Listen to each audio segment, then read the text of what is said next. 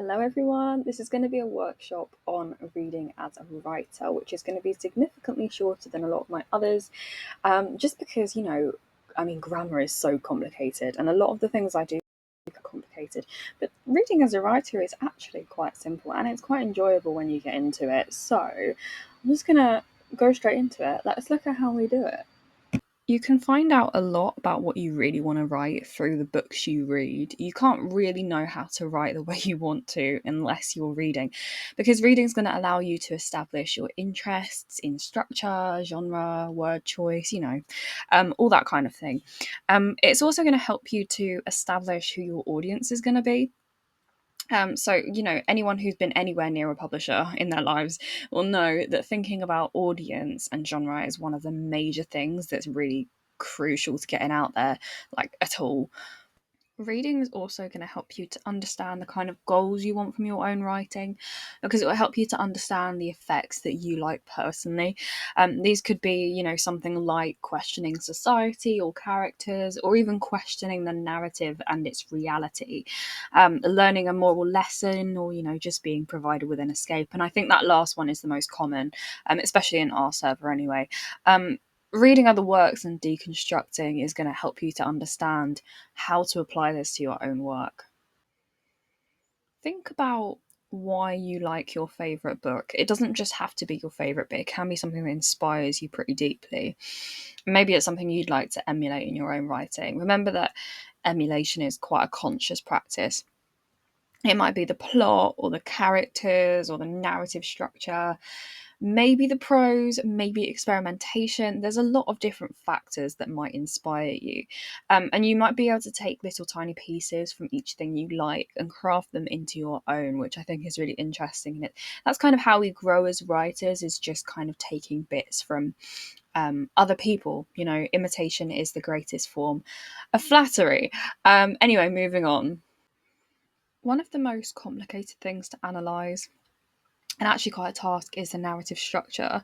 It's easiest to go by Freytag's pyramid because it has the fewest components, unless you do beginning, middle, end, I suppose, but that doesn't really have the same weight to it.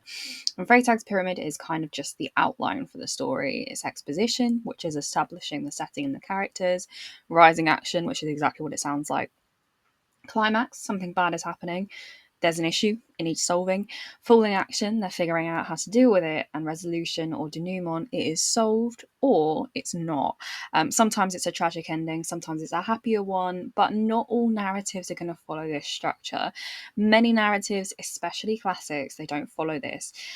There is much more focus on character a lot of the time, and this is actually what I personally find interesting, as kind of an examination of human consciousness and human nature.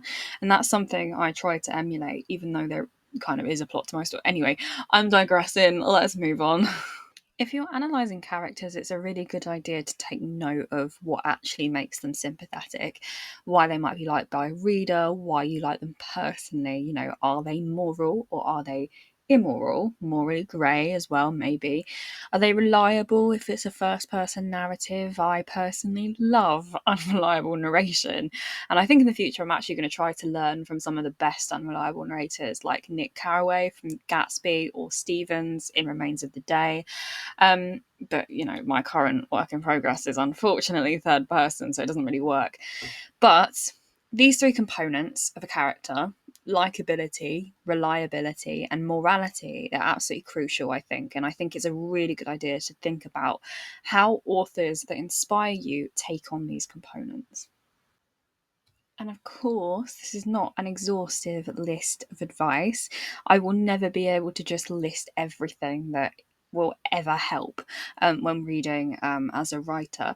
But my last line of advice is, make sure that you're not racing through your books, because books are such a valuable resource to learning how to write. So don't just focus on the number, how many books you read. Deep reading is so much more valuable than the amount of books you read. Make sure you are going through and kind of picking apart what you like, and word choices, and the prose, and the narrative structure, or if there is one at all. So I think it's a really good idea to make sure you're deep reading as opposed to just, cycling through as many books as possible. But that's it. I've been Jess from the Writer's Block, and I hope you have a lovely day. And yeah, I'm off. See you later.